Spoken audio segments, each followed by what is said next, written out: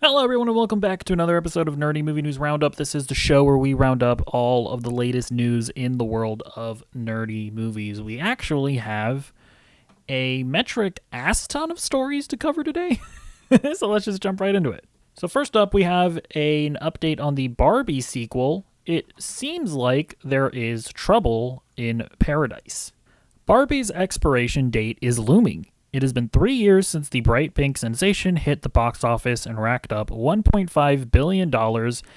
I kind of forgot it made that much money, dang, in worldwide box office sales. The most ever for a Warner Brothers film. Really? That's insane. And commanded the culture with all pink screening parties and 8 Oscar nominations. The reception left Warner Brothers with a clear commercial mandate. Get a sequel into production as soon as possible. But no deal has been reached, and time is running out. Rights to Barbie will revert back to Mattel, the toy company behind the iconic doll, if Warner Brothers does not make a deal with principal talent for a sequel by December. This has led to lots of scrambling. The studio's deal for the sequel gives Mattel a percentage of the film's gross profits, according to 3 people with knowledge of the negotiations, similar to its arrangement on the first movie. But Warner Brothers still needs to reach agreements with the talent involved in the first film, including the writer and director Greta Gerwig and the stars Margot Robbie and Ryan Gosling. The studio chiefs have been negotiating with the talent for months. The offers have included a cut of profit and the principal talent if the film reaches a certain level of box office success, and at least some upfront raises, including paying Mr. Gosling $20 million, his current asking price. 2 people with knowledge of the talk said. But David Zaslav, the Warner Brothers Discovery chief executive, deemed the offers, including when participation in profits would kick in, too generous and would not sign off, the people said. A spokeswoman for Warner Brothers put the onus on the talent representatives, saying they declined the last offer made in May and have not yet countered with a new one. She disputed that Mr. Zaslav had balked at terms agreed to by his executives. The studio co-chairs Pam Abdy and Michael DeLuca said in a statement, "We have a rights deal with Mattel in place and have made a series of big offers to try and finalize deals to make the next Barbie film. Fortunately, we have been unable to reach an agreement thus far." So to be clear, everybody involved in this needs to be taxed more. I feel like that much is obvious. I don't know, the idea of getting paid $20 million to star in a movie seems preposterous, but it is indeed the world that we live in.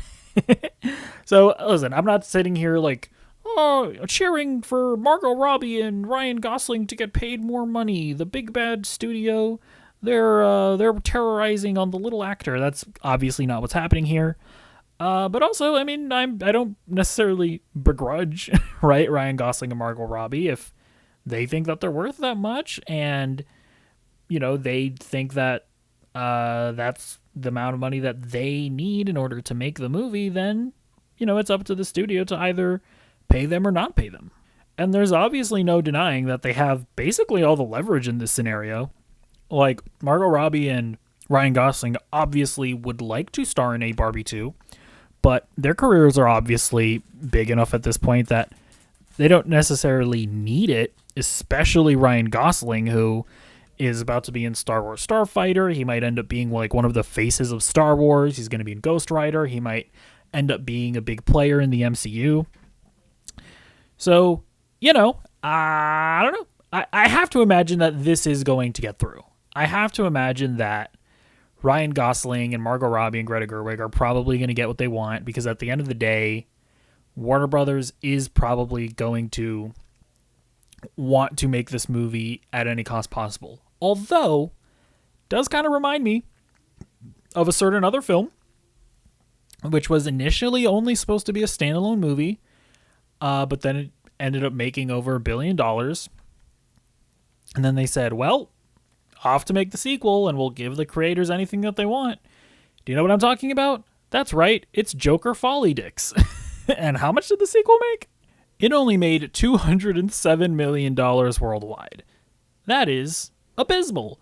So I do wonder if that's also probably going on, or if David Zaslav is probably thinking about that, of how he doesn't want that to happen again. So who knows? Maybe he does stand his ground. We shall see. All right, next up, speaking of movies that should be no-brainers but are experiencing difficulties, Alien Romulus sequel has reportedly been shelved. Last we heard, 20th Century was still in search of a director for the next Alien, but the process has been, shall we say, difficult. When you have Ridley Scott as a producer and creative consultant, one cannot always expect smooth sailing. I've been sitting on this story for a while now, mostly because it came from a single source, albeit one of my most reliable ones. But with David Johnson having been cast as the next Black Panther, Kaylee Spaney potentially circling Rogue in X-Men, and Brian Duffield writing a separate Alien movie for 20th Century, the writing seems to be on the wall. I'm told that the Romulus sequel has been indefinitely shelved and might not ever happen.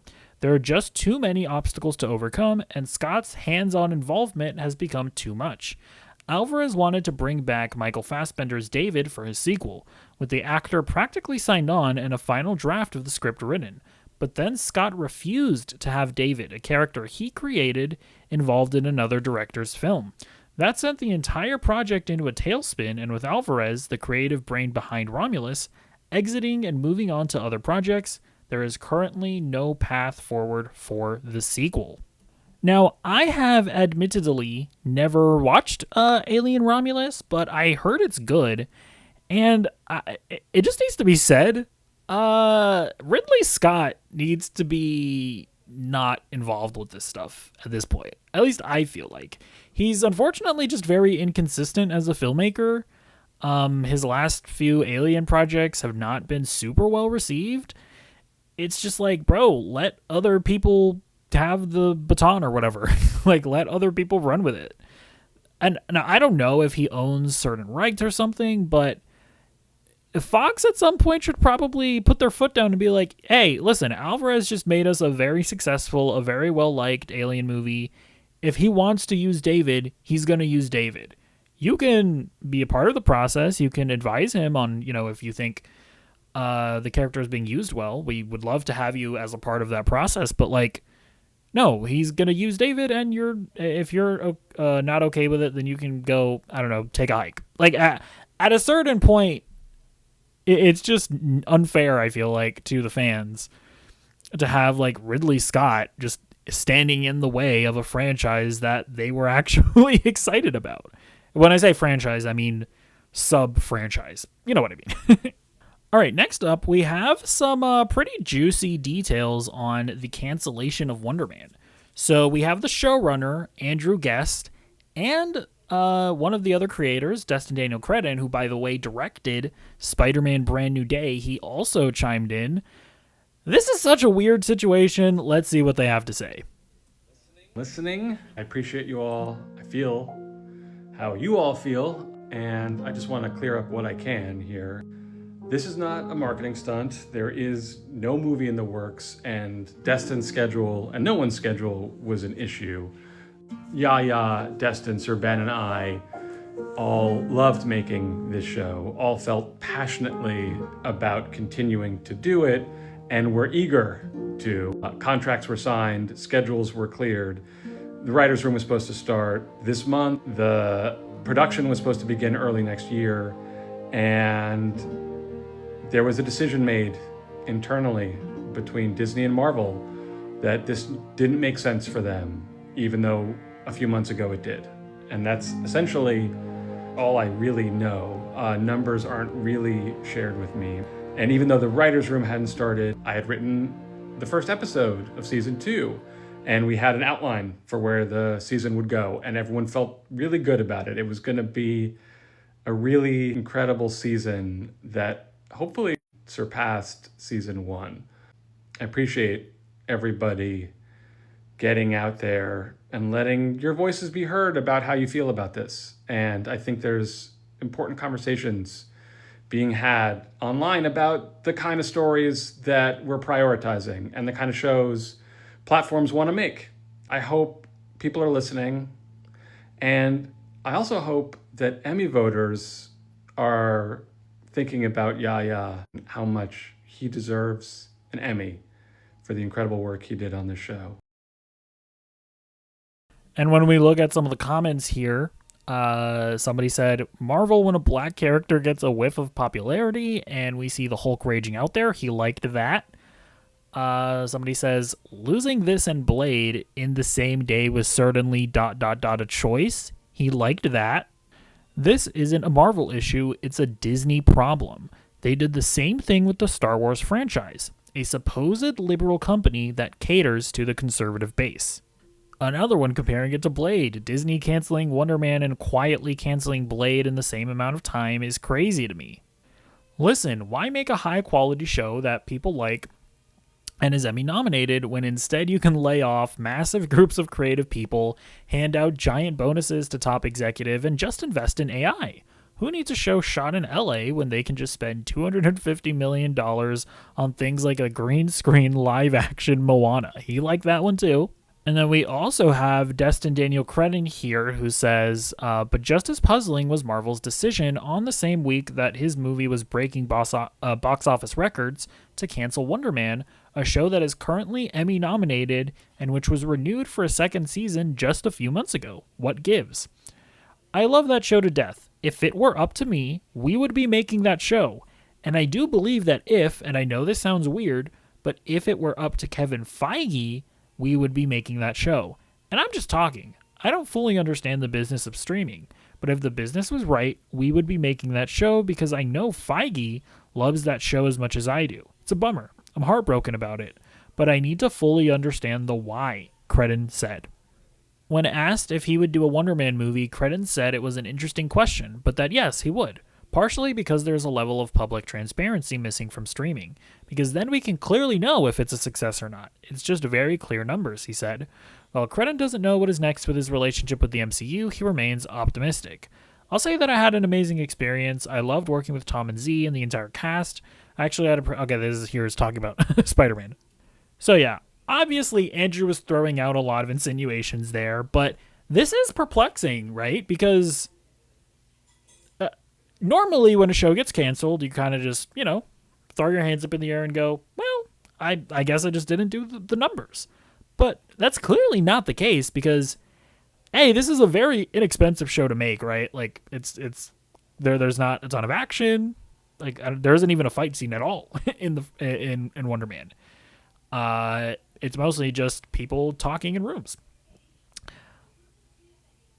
And in terms of viewership, I know it did cross into the Nielsen top 10 at least once during its run, from what I understand, or for like a week. I want to say that's true. Yeah, so it definitely did crack the Nielsen top 10. So I find it hard to believe that viewership was necessarily the issue because it was also greenlit a few months ago. So there is clearly something that changed within not Marvel, but Disney that caused them to happen, because now we even know that Kevin Feige loved the show, and if it were up to him, it would have remained greenlit for a season 2. And then we, of course, have to address some of the other things that Andrew Guest was insinuating, with not just his video, but with the comments that he was liking. Does Marvel have some kind of anti-black/minority agenda? I'm not ready to go that far yet. I mean, the obvious is, of course, that they just cast a new T'Challa. Well, not a new T'Challa, but they cast T'Challa's son. They cast a new Black Panther is what I'm saying. So they're clearly making that. If you look at Avengers Doomsday, clearly that movie is going to highlight Pedro Pascal, who's Hispanic. Shang-Chi seems to be like a big deal in that movie. We know that Destin Daniel Cretton has talked about how he still wants to direct a Shang-Chi sequel. Grouping those two together, I think, even though it's going to have been a while since the first movie, I would imagine that we're going to get another Shang-Chi movie. But, there are also some other things, right? Wonder Man gets canceled. If you look at how they're treating Anthony Mackie in Avengers Doomsday, it's a little weird because they're obviously bringing back Steve Rogers, and if we're being honest, he's probably going to overshadow Anthony Mackie. We'll see how they handle that. We also saw them cancel the Blade movie with Mahershala Ali, or at the very least, they never made it, and Mahershala Ali, at the very least, has quit the project. That being said, it's still entirely possible that they still make Blade with another actor. But it was a little conspicuous that, in the same week that we got Mahershala Ali definitively saying he's not doing Blade, apparently Blade was such a crazy code to crack, but sure, Ghost Rider, in my opinion, a much less popular character, that gets greenlit really quickly in the past few months, according to Kevin Feige himself. So look, I personally would need to see more reporting / evidence to really establish that Marvel has some kind of bias against minority characters because they're, I guess, wanting to appeal to MAGA or whatever. And I will say we are going to get to this in a future story, but they just cast an openly bisexual guy as Cyclops. So, listen, there's evidence for some of what, they're saying here, and there's some evidence against it. I don't think we can really say one way or the other. Now, the other thing that could have changed at Disney is that maybe they just want to get away from TV shows for Marvel and Star Wars. I mean, I think you could make the argument that the main thing that maybe killed Marvel and Star Wars are the Disney Plus shows because A, they were ass, and and B, I think it just made these IPs feel lesser than. I mean, I think when we look at Sam Wilson as Captain America especially, and look, hindsight is 2020. We are playing Monday morning cornerback football, however the saying goes. It was obviously just a really stupid move to introduce Sam Wilson as Captain America, then turn him into a Disney Plus character, and then try to make the movie years later. Disney Plus was clearly a mistake, and there were, at the very least, errors made when making their Disney Plus shows. So maybe they just want to pull back from it. But even with that argument, unless they are saying that they don't want to make any shows at all, Wonder Man is an example of a show that they should still continue to make, because Wonder Man is a show that, again, not as expensive, and B, doesn't really tie into the movies, right? Nobody's refusing to watch Avengers Doomsday or Spider-Man Brand New Day because, do I need to watch Wonder Man in order to know what's happening? That's not a confusion that anybody's having. So it's even with that logic, a show like Wonder Man should still exist, in my opinion. So yeah, I don't know. When I try to rationalize it in my head, as I have for the past few minutes here, I really can't think of a satisfying reason as to why Wonder Man got canceled, because I don't think the ratings were the issue. The quality was clearly not the issue. I'm not quite ready to drop the racism allegations just yet. And if it really is because they just want to stop making TV shows in general, by the way, we're going to have a story later on that kind of disproves this notion. It's okay, I understand wanting to pull back, but you should still make some TV shows, and they should be shows like Wonder Man. So, I don't know, man. Let me know what you think about all of this in the comments down below.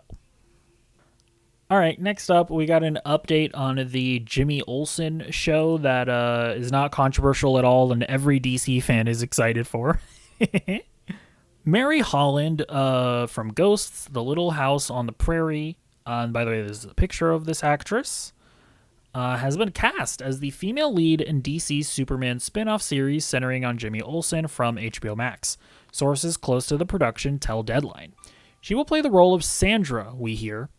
The spin-off is billed as being akin to a true crime docuseries / mockumentary, with the Daily Planet's Jimmy Olsen, played by Skylar Gisondo, hosting. In the summer blockbuster directed by James Gunn from Superman, hosting.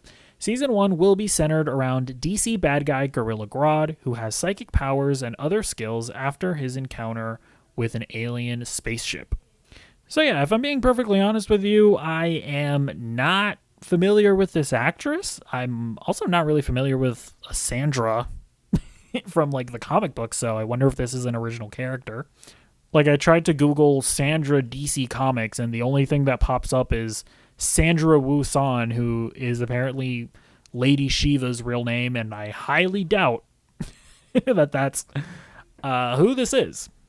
So yeah, she'll assumingly be somebody that works at the Daily Planet. I will say, I kind of wish that, and I guess they could still pop up, but you would have thought that you maybe would have centered this around Lois as well, or at the very least, some of the other people from the Daily Planet, like Steve Lombard or the hot chick. I don't remember her name. I mean, I'm sure at the very least Steve Lombard and the person whose name I'm forgetting are still going to be in the movie or in the show and be, you would assume, major characters. But interesting that this other lady is going to be the female lead. I gotta say, though, I am way more excited for this show than a lot of other people. I loved American Vandal. And so, yeah, I'm like totally down for an American Vandal type series that explores mysteries in the DC universe. Personally, I think that sounds kind of awesome. But, I do understand people that are wondering what's going to happen with the DCU Batman. They want to know who Wonder Woman is. They want to know when those movies are going to come out. And we're going to get into another story later in the show that makes... that's not going to help with that, with those desires. But if I'm just taking this show and judging it on its own merits, and if I'm just being honest, I think that this show sounds cool. So let me know what you think. All right, next up, we have Dave Bautista being in talks for Kratos. So this is coming from Deadline here. Amazon, MGM Studios, and Sony Pictures are getting a big-name replacement for the lead of their high-profile God of War drama series. Dave Bautista is in negotiations to play Kratos in the adaptation of the popular PlayStation video game.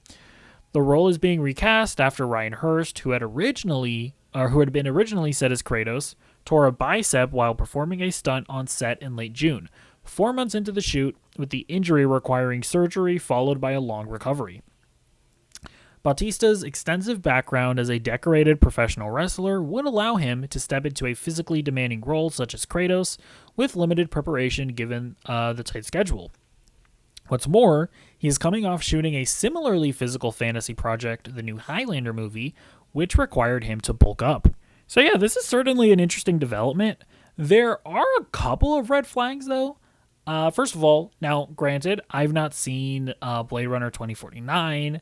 I also didn't see, I think there was a movie directed by M. Night Shyamalan where that was set on like a cabin, and apparently Dave Bautista is the lead in that movie.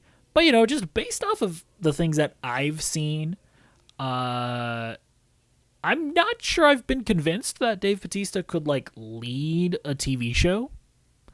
But I like him a lot, and I would like to be, shown that he can do that. So yeah, I'm definitely curious to see, if this actually goes through and actually see him in the role. That being said, another red flag is just that he is 57, and I don't know how long Amazon intends on this show going on for. I mean, they are going to run out of games because after like 2 seasons, which I believe they're shooting back to back. So I'm not entirely sure like what they could even realistically do. I guess they would have to like come up with their own material. Although there is that God of War Laufey game coming out, so I wonder if they could adapt to that as well at some point. I don't know. But if they intend to have the show go on for like 4 or 5, maybe even 6 seasons, it's like he's going to be in his 60s. And yeah, like, is he going to be able to maintain the Kratos physique well into his 60s? I think that's a very real question. But if they really intend on this being just a 2-season show that covers God of War 2018 and Ragnarok, and that's it, then yeah, I don't think that the physical aspect of it will necessarily be much of a hindrance. But yeah, man, you do got to feel bad for Ryan Hurst. I never watched Sons of Anarchy, so I wasn't familiar with him, but he was in the Odyssey, and I distinctly remember hearing his voice in the theater, because I knew that was who Ryan Hurst was playing. And when he started talking, I was like, oh, that's Kratos. That guy has an awesome voice. So yeah, and this is probably like the role of a lifetime for him. It potentially could have sort of driven him to a certain level of stardom, kind of like what Joel did for Pedro Pascal. So you definitely have to feel for Ryan Hurst. it's apparently that is like a legit injury that takes like potentially up to a year to heal from. So, you understand why the studio is doing it, but still sucks. All right, next up, Sony has confirmed yet again that there are no other movies in their universe in the works. So, it's coming from Variety. It's an interview with their CEO. There's clearly no such thing as Spider-Man fatigue, but what's going on with other comic book movies? It seems like there's no middle ground. They're either massive successes or major bombs. Superhero movies have to feel fresh. The glut of all of those movies has made it even more important that they separate themselves in terms of quality. If you're just taking the obligatory steps, the audience is less excited. You have to work against predictability. How do you make movies not feel repetitive? Brand New Day is emotionally led, so it feels different. I like the tacit admittance that movies like Madam Web and Morbius were not emotionally led. It's just like, yeah, they weren't. They were just bad movies. I was curious about the state of Sony's Marvel characters because, he gets interrupted, you and everybody else. The Venom trilogy was huge, but other spin-offs like Kraven the Hunting Man and Madame Web were misfires. Why didn't those work? Ultimately, the audience wasn't satisfied with them. Whether that's a fair assessment of those movies, who knows? That's howling into the wind. The audience is the boss, and they didn't respond. It's as simple as that. Yeah, no, that was a fair assessment, Tom. Who are you fooling? Are there plans to keep developing Sony's universe of Marvel characters, the Sunk? Right now, we don't know. We never looked at it as the Sony Marvel universe. We looked at it if there were worthwhile movies to make with other characters. At the moment, there are none in active development. So yeah, I mean, that last bit is just a straight up lie because they literally did call it the Sony Pictures universe of Marvel characters. The Sunk.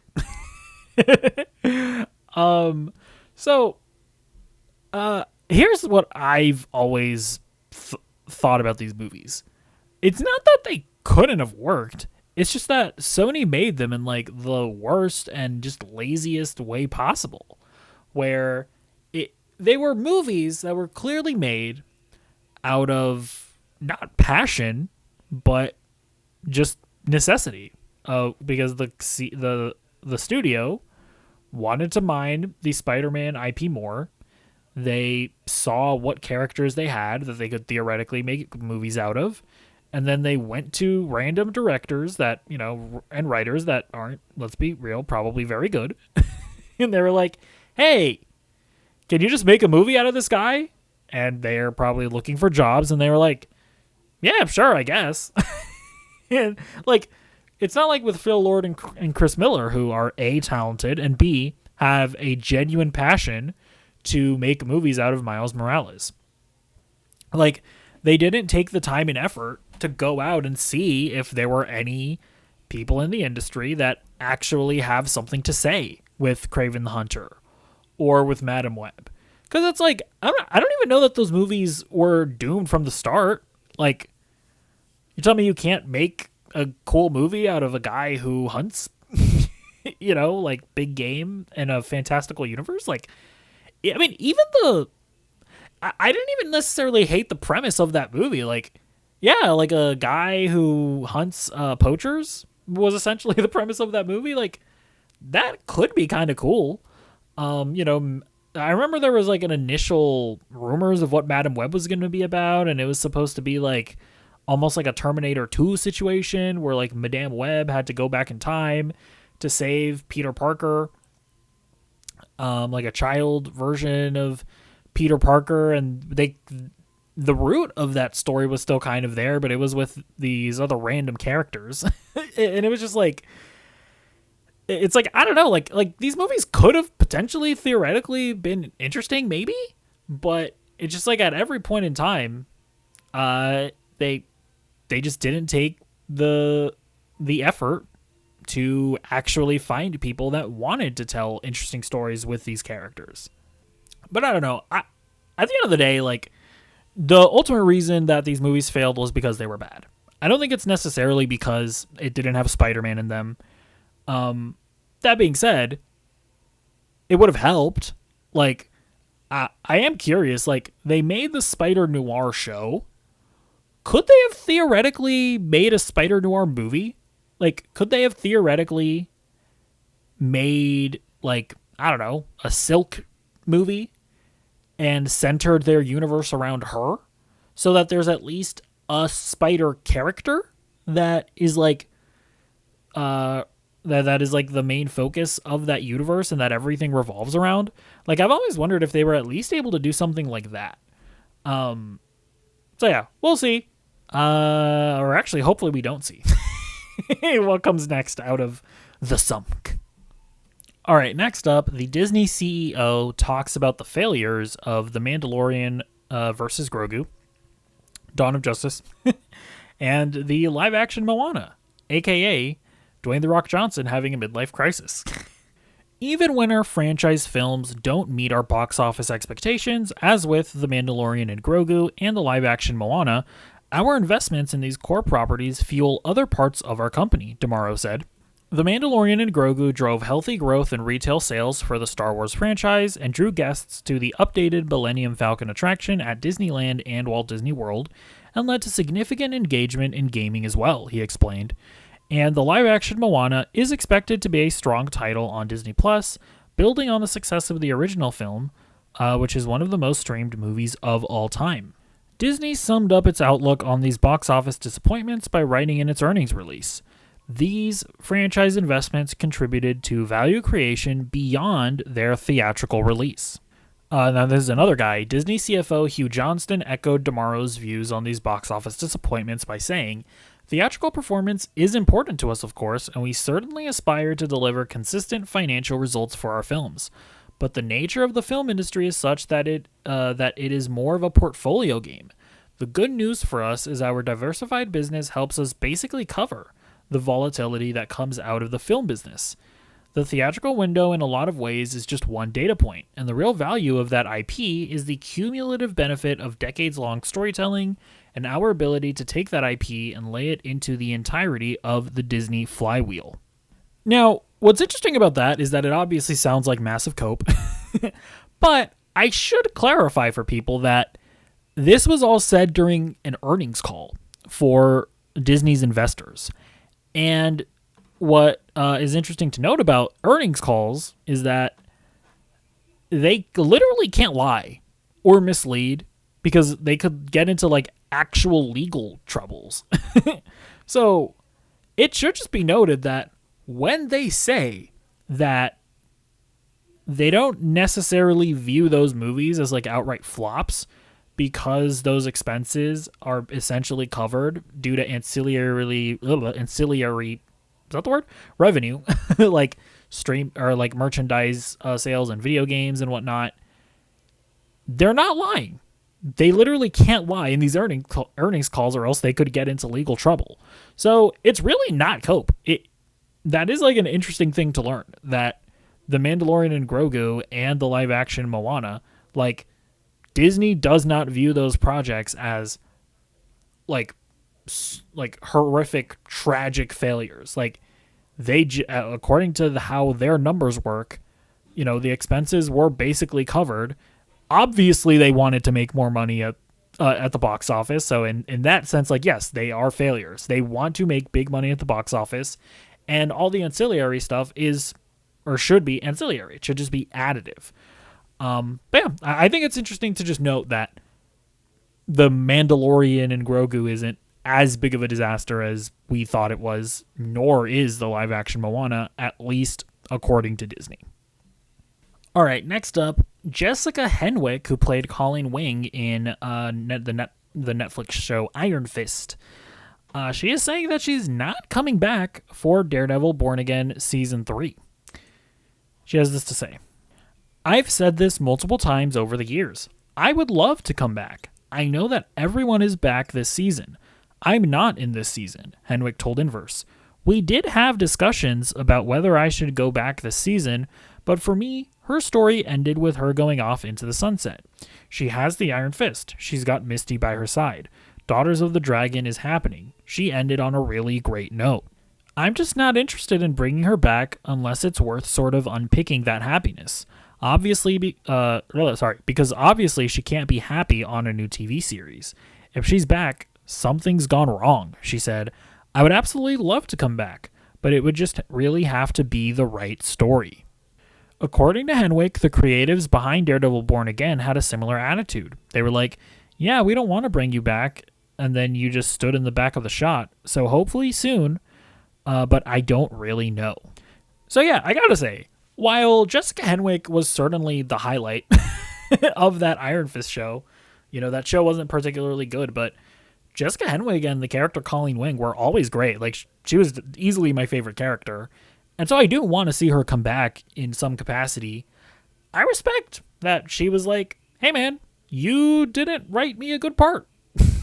And I'm not just going to come back to, appear on screen for 5 seconds so that people can soy clap and point at the screen because they recognize me.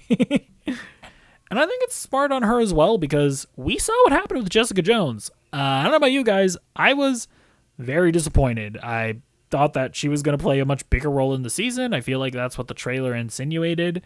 And she was in 2, maybe 3 episodes. They kind of try to explain everything that happened with her since Jessica Jones season 3 and now, and it was just very rushed.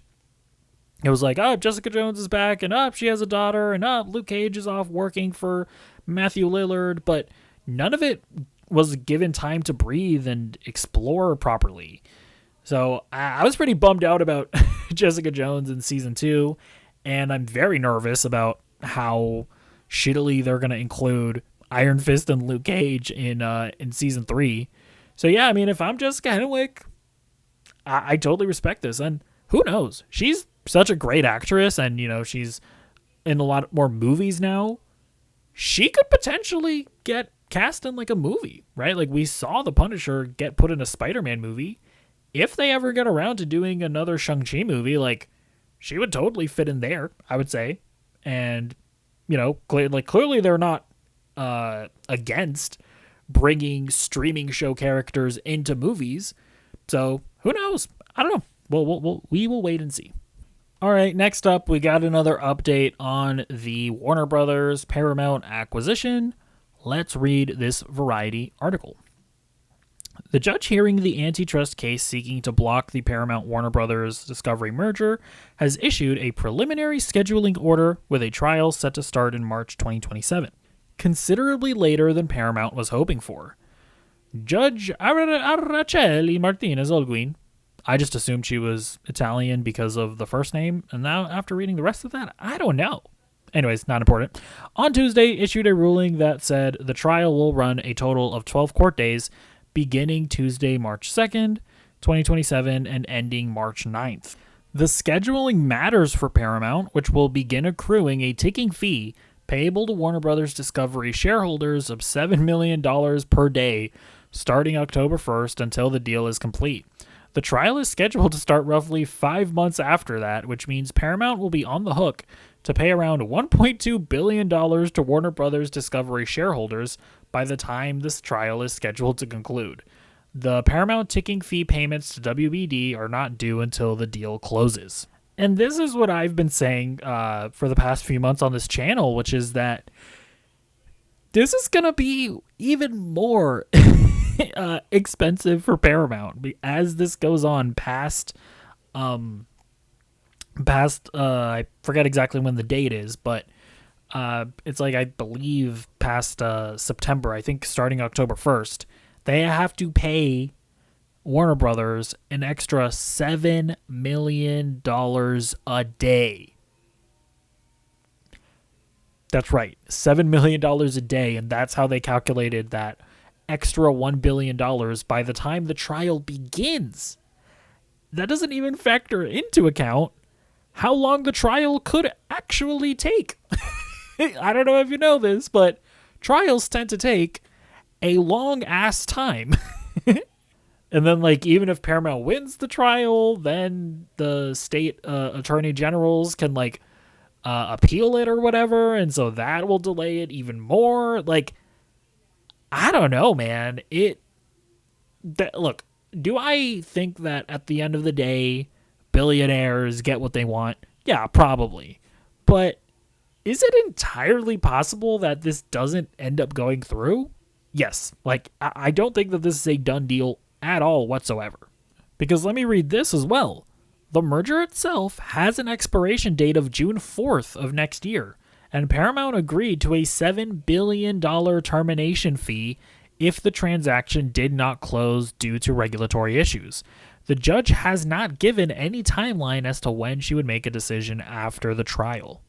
So that's the other thing. If this, and at this point it kind of seems like it will, like this thing is going to get dragged out to past June 4th of next year, once June 4th hits, Warner Brothers can actually just walk away and get $7 billion for Paramount. So, I don't know, man. Part of me definitely wonders if Netflix is just sitting back. Ted Sarandos has got his feet kicking up on his desk, hands behind his head, just going like, we'll be back. We'll be back with another offer once this all goes through. And Paramount might just end up being cucked because they had to pay Netflix a few $1 billion, I believe, in order to actually buy Warner Brothers, and then they might end up paying Warner Brothers $7 billion anyway, and then Netflix might just swoop in and buy the company outright anyway. So it's crazy, it's wacky. We'll see how this all ends up. All right, next up, it looks like we have our Cyclops in the MCU. So this guy called Kit Connor. It's Connor, not Connors. It looks like he's currently being eyed to play Cyclops. It's coming from Deadline. Exclusive. After the news that Samara Weaving was in line for the Emma Frost role in the upcoming X-Men movie, it now looks like Marvel Studios has found its Scott Summers. Sources tell Deadline that Kit Connor is the choice for the mutant Cyclops. Similar to the Weaving situation, where director Jake Schreier and Marvel president Kevin Feige met with a number of candidates, sources say the studio ultimately landed on Connor last week to become the latest actor to don the Cyclops visor.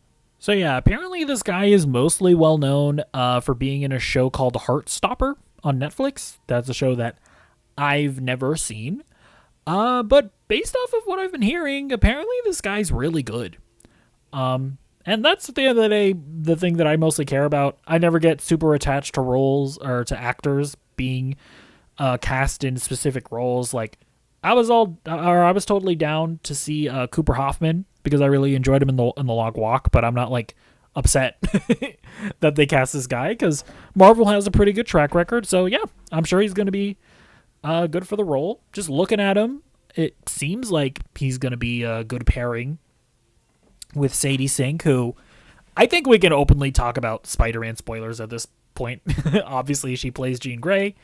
You would assume that they're going to wind up being the leads of this film. So yeah, man, I'm down. I'm down to clown.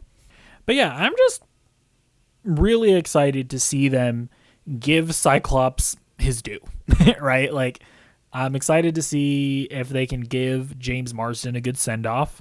And I'm totally hyped to see Scott Summers, hopefully, being one of the faces of the MCU moving forward. All right, next up, we have an update on the Blue Beetle animated series. James Gunn was over on Threads, and somebody asked him, Mr. Gunn, any Blue Beetle animated show news? I'll take any crumbs, good sir. And he says that it's still very much in development. So, not a massive update or anything, but frankly, at this point with DC, you gotta just take whatever crumbs they can give you, as the guy said.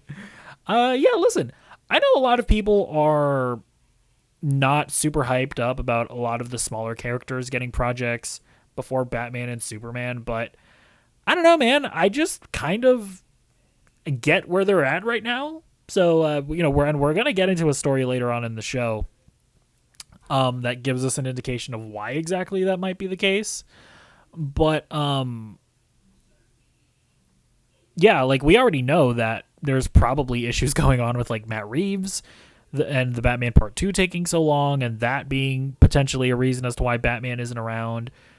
If you're doing 2 live-action Batman at the same time, you would have, I can kind of believe that it's taking them a minute to get a DCU Batman movie script just right. Although don't get me wrong, it's taking an unreasonable amount of time for sure. Wonder Woman is definitely less. I'm like less. How should I say this? Forgiving, I guess is a good way to put it. Because it's just like, yeah, no, you should have announced that, and there should have been a Wonder Woman movie in production from the get-go, from your bullshit slate, where all those projects have been falling like flies.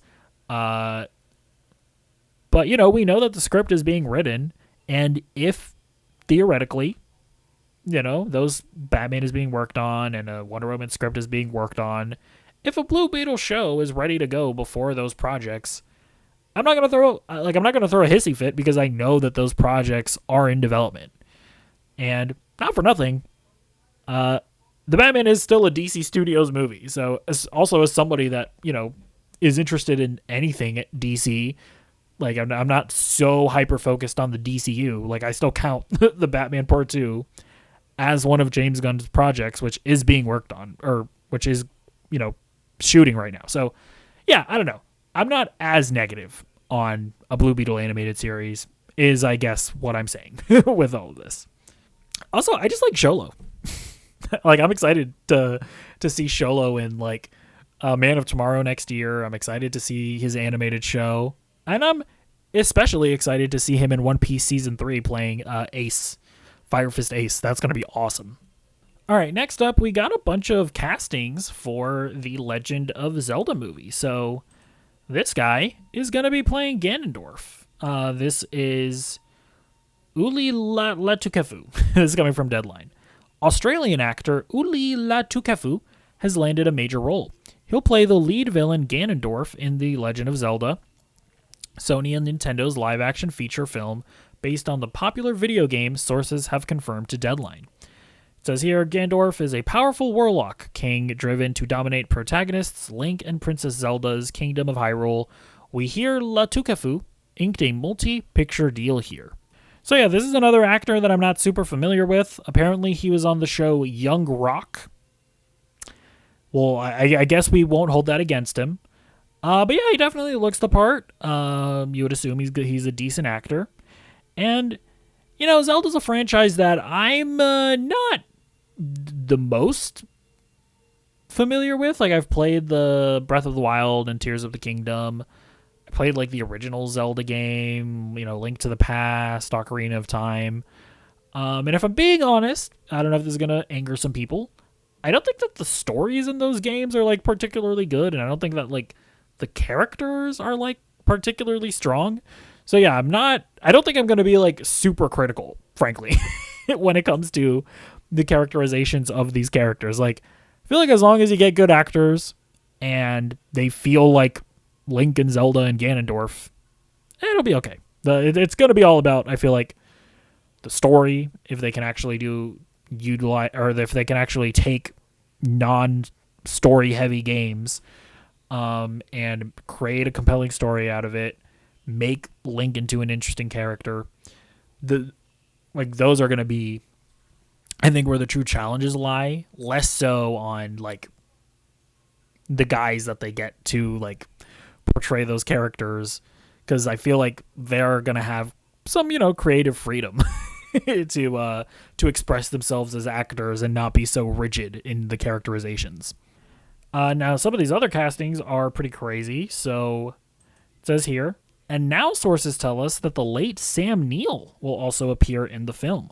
Reps for Sony couldn't be reached for comment, nor could Neill's former reps. The project, which wrapped in April, will mark one of Neill's final on-screen performances, if not the last. It's not yet clear who he plays. Neill died July 13th at 78. Other new additions to the Zelda movie include Severance's Dichin Lakshman and The Handmaid's Tale's Yvonne Strahovski.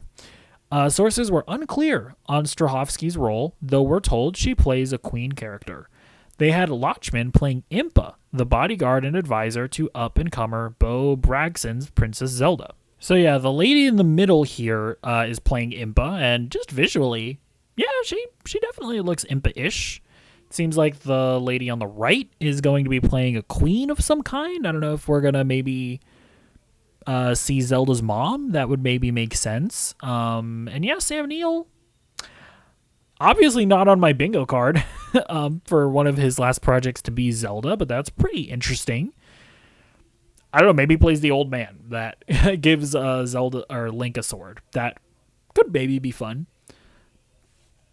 But yeah, in general, I'm not super familiar with the two ladies. So I assume they'll be good. And then we have one more casting here. After working with Wes Ball in 2024's Kingdom of the Planet of the Apes, New Zealand actress Lydia Peckham has reunited with the director on Nintendo and Sony's The Legend of Zelda, sources tell Deadline.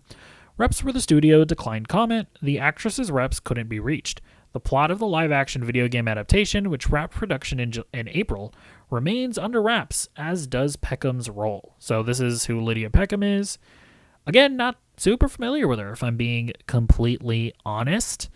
So yeah, when it comes to the Sony Zelda movie, I am cautiously optimistic. Wes Ball is apparently a fan of the IP.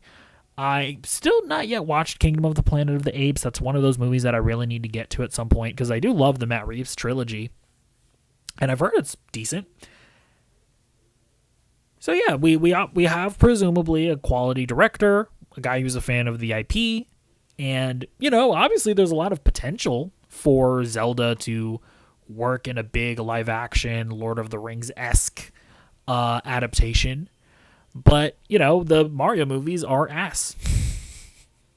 So, I feel like it's all going to be on Sony and Wes Ball to actually make a good movie, because, Nintendo doesn't have good quality control.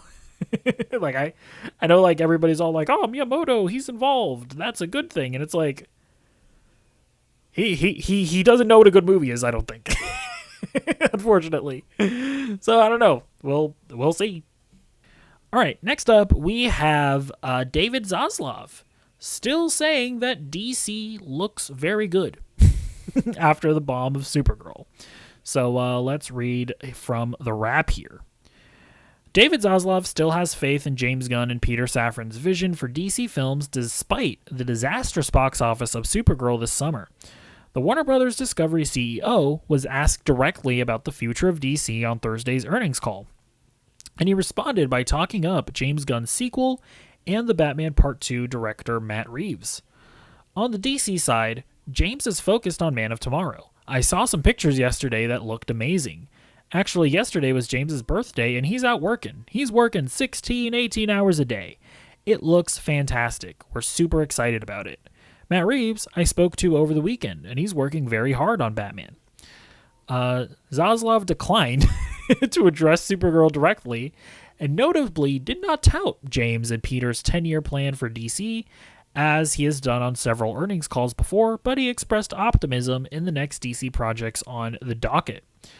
We have Clayface coming up soon, which looks terrific. We've got Lanterns launching in the next few weeks on HBO, which Casey Bloys and Sarah Aubrey are super excited about. So DC feels very good, and we have a robust pipeline, and Peter and James are hard at work. Now, obviously, people are going to look at that and go, he's coping, he's just lying, he's just trying to make things, look better than they actually are. But like I mentioned earlier in the show when we talked about the Disney CEO's statements, this is an earnings call. For people that don't know, when a CEO is updating their, stakeholders or whatever in an earnings call like this, they literally cannot lie. Like, they cannot be dishonest. They cannot be misleading about what the company actually believes, because they can get in, actual legal trouble if they do that. Earnings calls are one of the few times where you actually can take millionaire and billionaire studio executives at their word. So when Zaslav speaks positively about Man of Tomorrow, about the Batman Part 2, about Lanterns, and about Clayface, that means that the company actually does have faith in those projects.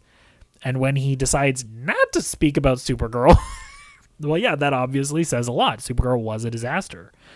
But it is, should just be noted that they're still kind of confident about the rest of DC. Although I will say that one bit where he didn't tout the 10-year plan that James and Peter had, according to the Wrap, they have previously done before. That is an interesting note.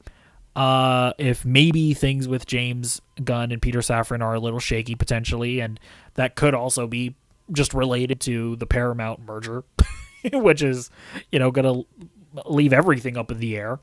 But yeah, I'm glad, I will say, that Warner Brothers feels the way that they do, because this means that Warner Brothers Discovery has a much better head on their shoulders than the old Warner Brothers that screwed over Zack Snyder, frankly. Like, when Man of Steel, much like Superman 2025, only made like $600-something million, this Warner Brothers, David Zaslav, viewed that as a big success, which understandably so. That is a perfectly good way to start off with your cinematic universe. And then when Batman v Superman still made like $800 million, but didn't make the ridiculous whatever $1 billion that they apparently needed in order for it to be considered a success, they not only weren't disappointed by it, they then scrambled and tried to like change the Suicide Squad to, ironically, feel more like Guardians of the Galaxy, which had come out like 4 years prior. That was obviously horrific. Then they, like got rid of Zack Snyder for the sequel and brought in Joss Whedon to do like a weird Frankenstein's monster version of that movie, which was obviously horrific and ended up flopping at the box office. And like they just had no conviction. They had no vision for anything. I super appreciate that David Zaslav and Warner Brothers are able to look at a horrific failure in Supergirl and not make those same mistakes and not feel the need to like heavily alter Man of Tomorrow, not heavily alter Clayface, not mess around with lanterns.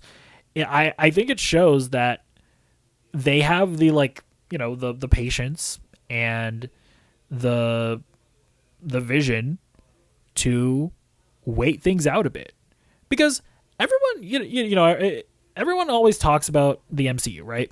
And how DC needs to catch up to the MCU or compete with the MCU. But nobody seemingly remembers how the MCU even got to that point. Like, the MCU actually followed a very similar path to what DC is currently on right now, where their first movie came out, big success in Iron Man, and the MCU immediately was followed up by a flop that people didn't really like in The Incredible Hulk. And, movies like Thor and Captain America the First Avenger were also not massive successes. And did Marvel at the time go, oh my gosh, we need to fundamentally alter the Avengers movie, and maybe we shouldn't highlight Captain America as much because his first movie only made like $300 million. It's like, no. They took what they had and they made an awesome Avengers movie. And because it makes sense for Captain America and Iron Man to be like the leads and faces of that movie, that's what made sense for the story, so that's what they did. And it seems like Marvel is doing that again with Avengers Doomsday, where they're not like freaking out and like taking the Thunderbolts or the Fantastic Four out of that movie just because those movies weren't like massive successes. And if reports are to be believed, Pedro Pascal is like a major presence in that movie, and they are going to heavily focus on his relationship with Doctor Doom. They're not freaking out just because Fantastic Four maybe underperformed below their expectations. It seems like the Thunderbolts are going to be a heavy part of that movie, even though Thunderbolts performed below their expectations. And I appreciate that Warner Brothers, at least under David Zaslav, as of right now, have a similar outlook where, yes, Supergirl, disaster, absolutely. But it seems like they still have faith in a lot of their projects coming out. And, at the end of the day, the biggest criticism that I have for DC right now is just that I feel like James Gunn needs to not direct movies, potentially. Because if you read up about what happened with Supergirl, there's like a weird narrative out there that James Gunn was like hovering over Craig Gillespie's shoulder and he forced Craig Gillespie to make a movie like Guardians of the Galaxy or whatever. And I guess that could be true. Maybe Craig was hired on to make a movie like Guardians of the Galaxy. But if the reports are to be believed, James Gunn left Craig Gillespie alone to make his movie. It wasn't until after Craig Gillespie filmed his movie, had months of post-production, and they realized during the test screenings, like, uh-oh, we have a turd. It wasn't until that point that James realized what was happening, started to get heavily involved, and started trying to polish the turd in post-production. And that's just not okay. Like, you need to be, like, involved. You need to be knowing what's happening, and you need to be able to identify these issues while the movie's actually being made. And I know people don't like, or they have this like weird fantasy that like, oh, you can do a cinematic universe or like an interconnected universe and still have like fully auteur visions and without studio interference. And that's just like not how this works. Like the first three phases of the MCU are some of the most studio meddled movies of all time.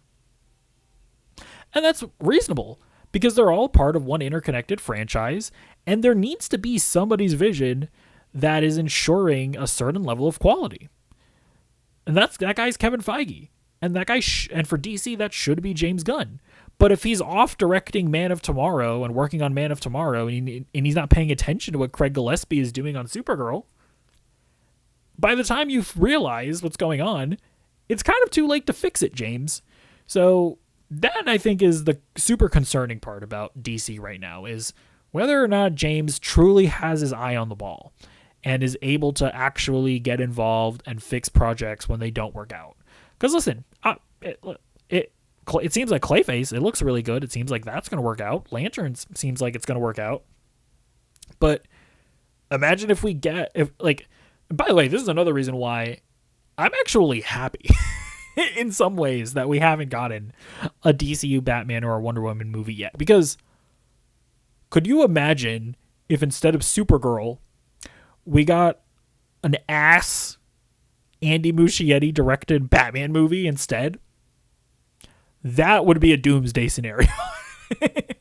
So hopefully, as a part of all of this, James Gunn is learning the right lessons, and we can actually get like really good Wonder Woman and Batman movies after this.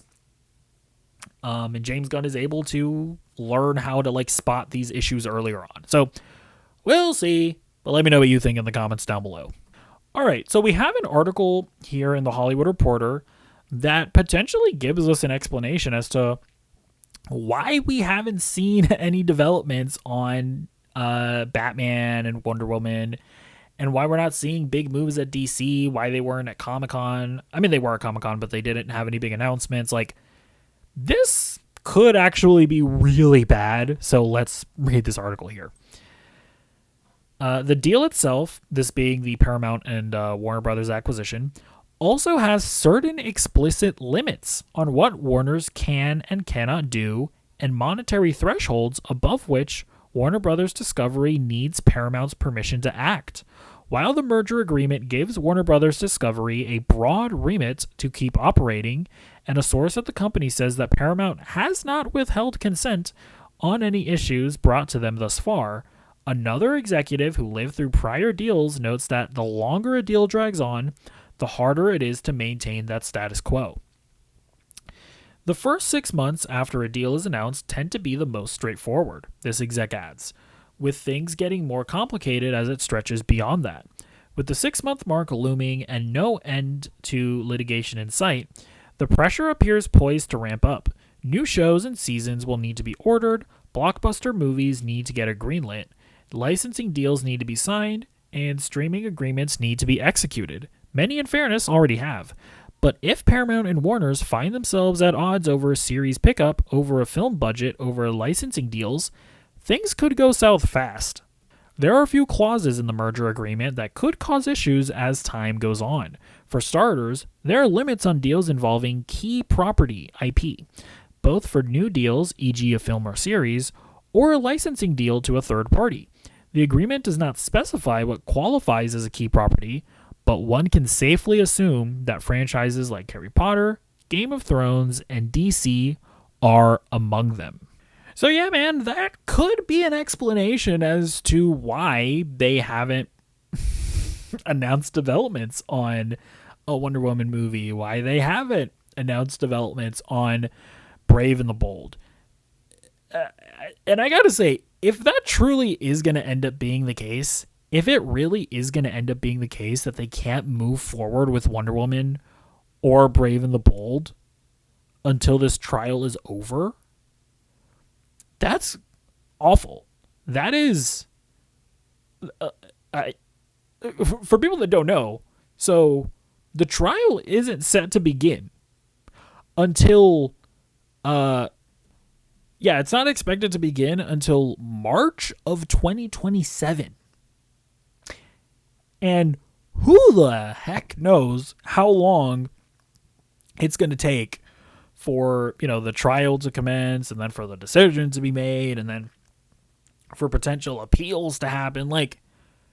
It's not an impossibility that this thing goes on until the end to early 2027 to 2028. That's not an impossibility. And the idea that they can't move forward with a Wonder Woman movie or with a Batman movie until all that gets situated, that could be horrific. I mean, I don't know how to how to say it other than that is going to be disastrous for DC Studios and the DCU. I don't know, man. I sincerely hope that that's not actually an issue. I sincerely hope that most of this is James Gunn just being slow. And that hopefully sometime soon we actually hear about, Adria Arjona is playing Wonder Woman and she is in Man of Tomorrow, and that's the reason why she hasn't been announced yet. I sincerely hope that they are working on the Batman Part 2 and that they're not in any rush to develop or to start filming it or anything, because they want to wait for what did I say? Sorry, they are in development on Brave and the Bold, but they're wanting to wait to do that movie until the Batman Part 2 actually comes out, which, I mean, is an issue in and of itself, of course. I don't know. Honestly, I'm going to be real with you. When it comes to Batman, at some point, somebody needs to just step in there, whether it be David Zaslav or David Ellison, quite frankly, and just go to Matt Reeves and just go, hey, Matt, Robert Pattinson is the DCU Batman. And then when Matt starts with his stupid no, but you don't understand, bro. My universe is all about realism, bro. And I don't want any fantastical elements. Matt. Robert Pattinson is the DCU Batman. Kids, James and Matt, figure it out. At a certain point, I feel like that has to happen. Especially if Brave and the Bold ends up getting delayed because of this stupid merger. Because wouldn't that make the DCU feel a lot better if the start of the DCU wasn't actually Superman, but the Batman? I think that would immediately make the universe so much more strong. But yeah, we'll obviously have to keep our eyes out to see if any big developments happen, and if DC is just in silence for the next year, potentially. Now we know why. All right, last story of the day. Jeff Snyder on the Hot Mic podcast talks about a possible True Detective inspired detective series set in the Marvel universe. Let's see what he has to say. There's been some talk about Marvel special presentations, right? Mm-hmm. I heard two things regarding the special presentations, because I heard that there's something that's going to be filming in February. Yeah. I heard that it was the code name was the Ahmed Stone or the Ahmet Stone. It doesn't matter because it's a fake name. I'd heard that with the special presentations, I heard two different things. I don't know if there's two different special presentations or what. Okay. One was that they were considering doing a spy show. Ooh. A Marvel spy show. Interesting. Okay. Don't know what that entails. This is the one that I think that I put a little bit more credence in. I think that they're working on a true detective type of show. Like Lanterns, in a way, almost. Wow. Where it's going to be somebody, like, people investigating crimes within the MCU. And I think that'll allow them to move to just like have characters come and go freely and kind of pop in and out. So I don't know what characters would be involved in that. Yeah.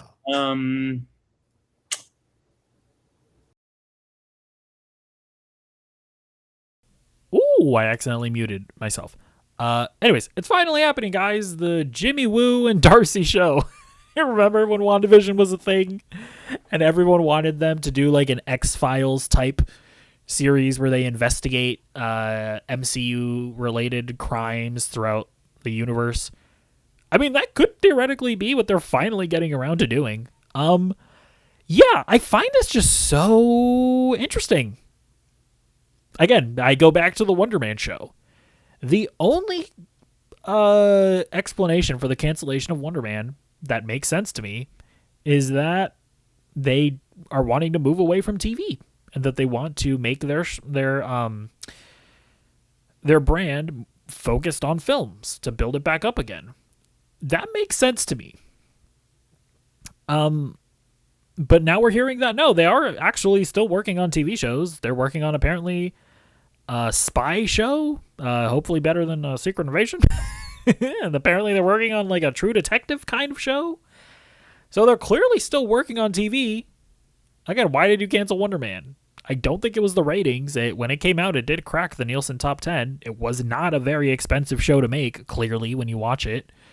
It was critically acclaimed. The audiences that liked it or that watched it loved it.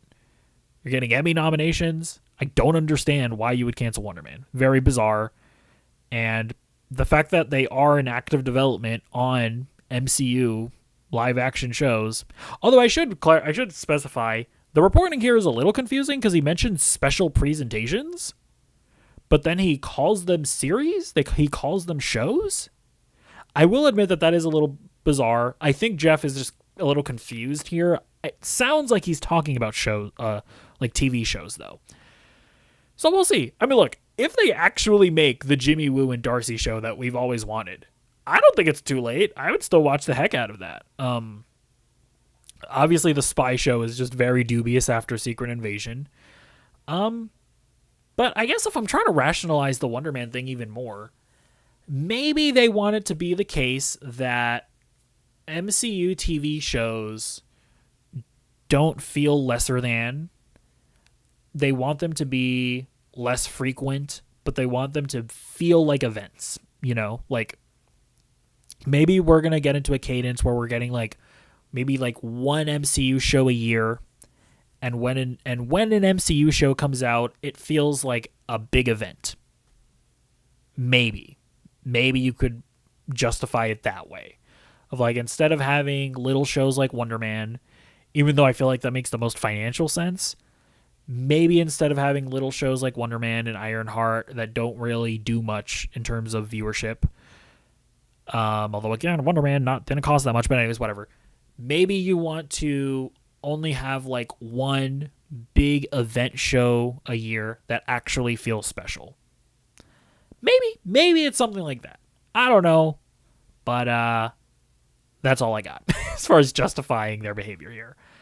So anyways, that's going to be it for this week. Those are all the stories. Interesting topics, interesting stuff going on with Marvel and DC. But either way, let me know what you thought about any of that in the comments down below. And I will see you in the next video. Goodbye.